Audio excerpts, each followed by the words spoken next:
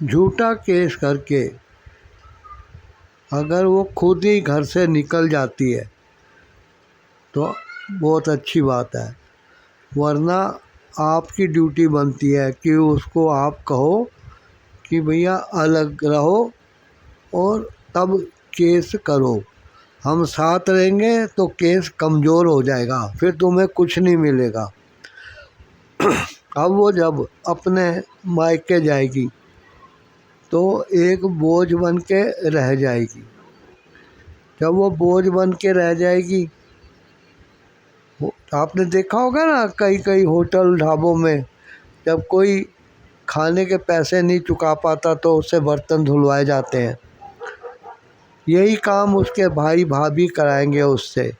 उससे झाड़ू पोछे की जिम्मेदारी होगी, बर्तन धोने की होगी, भाई के बच्चों को स्कूल छोड़ना, स्कूल से वापस लाना, धोबी को कपड़े प्रेस के लिए धोने के लिए दे के आना, उसको वापस लाना।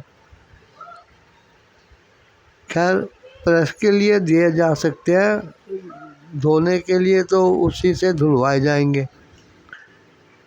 वो एक मेड बन के रह जाएगी। जैसे होता है ना, कुछ मेड होती हैं घर घर जाके 1 घंटे 40 मिनट में घर में झाड़ू पोछा बर्तन करके दूसरे घर में जाके काम करती हैं। लेकिन कुछ मेड होती है जिनको दिन भर के लिए हायर किया जाता है। यही हाल उसका होगा। उसकी उम्र बीत जाएगी, जिस उम्र में वो सोचती है कि लोग उस पर निछावर होते हैं, वो उम्र निकल जाएगी। फिर उसको कोई पूछेगा नहीं। वो अपनी छत, जो तुम्हारी छत्र छाया में वो सुरक्षित थी, क्योंकि वो कोई भाग के नहीं आई थी, ना भगा के लाई गई थी, 7 फेरों के बाद आई थी या निकाह करके आई थी। वो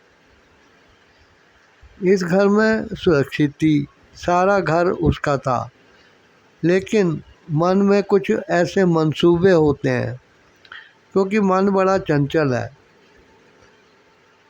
अब जब मन में संतुष्टि ना हो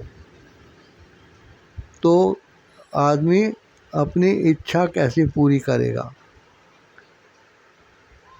जब उसकी इच्छा पूरी हो जाती है, किसी चीज़ को वो पा जाता है, तब उसकी वैल्यू जैसे उसके लिए ख़त्म हो जाती है। उसको ऐसे लगता है कि अब तो वो आसानी से हर जगह हाथ रख देता है, कुछ भी कर लेता है। लेकिन जब ऐसा नहीं होता तो हर टाइम अजीब अजीब सपनों में खोया रहता है।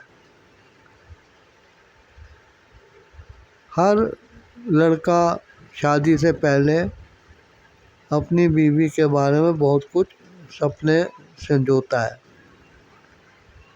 लेकिन बहुत भाग्य से ऐसी जोड़ी भगवान बना के भेजता है और उनको मिलाता है, चाहे वो गाज़ियाबाद में हो और लड़की सहारनपुर में हो। जब भगवान ने जोड़ी बनाई है तो कोई विघ्न बाधा नहीं आएगी। प्रेम से रहें तो पूरा घर, पूरा ख़ानदान, पूरे रिश्तेदार अपने हैं और किसी चीज़ की कमी नहीं है। ज़रा सी टीस उठेगी 10 हाथ आगे बढ़ेंगे। लेकिन जब वो घर से निकल जाती है अपने ससुराल से और मैके आ जाती है, तो तब कुछ हफ्तों के बाद, महीनों के बाद उसको पता लग जाता है कि अब वो चीज़ उसके साथ नहीं है जो वो पहले ऐश करती थी। अब तो उसे बोझ की तरह लिया जा रहा है। कोई ना कोई सस्ती चीज़, सस्ते कपड़े उसको ला के दिए जा रहे हैं।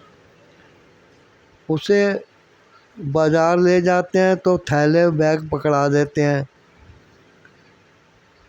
लेकिन धीरे धीरे जब वो इस चीज़ को समझती है तो बहुत देर हो जाती है। ऐसी लड़कियां जो बहुत अहंकारी होती हैं, वो अपने अहंकार के तले सच्चाई को दबा लेती हैं और चुपचाप पड़ी रहती हैं।